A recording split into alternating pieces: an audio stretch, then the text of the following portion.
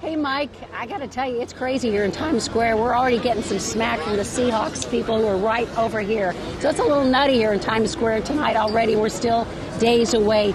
But, you know, Super Bowl memorabilia is big here in Times Square. So is all the fake stuff that's been going around out here. According to Homeland Security, federal officials have already intercepted a record $20 million in fake gear and tickets. That is 15% more than last year when they seized just over 17 million in fakes before the big game. And we still have 3 days to go. Now, ABC going behind the scenes at the International Mail Facility. That was at New York's Kennedy Airport, where hundreds of thousands of dollars in fake gear was found. And many of the fakes, as you might imagine, will be destroyed. But with NFL approval, some of it will be donated to charity. Now, public transportation, that really is the only way to get around, and it's the only way to get to the game as well. Marshall Zellinger is live tonight. And Marshall, you got to look at what everyone is doing to get around to keep these trains safe. And even if you were taking public transportation, you wouldn't necessarily know that there was a large law enforcement presence. Sure, there are plenty of uniformed officers, but there are many, dozens, hundreds of federal agents from numerous agencies that are going to be patrolling the public transportation using technology smaller than my cell phone that can help protect against a terrorist threat.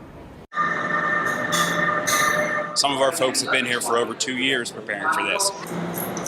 Detect, deter, and dissolve any sort of terrorist activity. Federal air marshals are on the ground patrolling public transportation in New York and New Jersey, being visible to catch the invisible. We can actually pinpoint where the emission is coming from a crowd of people with these pagers. These small devices are capable of sensing nuclear or biological threats on a person, even among a large group here at Penn Station. It's set to detect any radiation or nuclear reading and then set off either an audible or a vibrating alarm.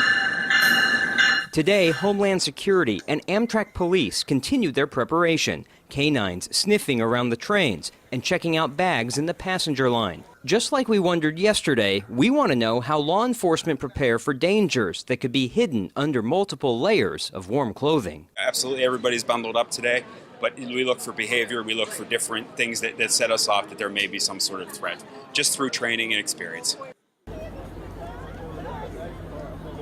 I was told 9 out of 10 hits on those biological devices are actually for medical hits, so they get a lot of practice. You're seeing one of the NYPD officers right here at Times Square, right next to one of the Super Bowl Boulevard attractions where you can kick a field goal.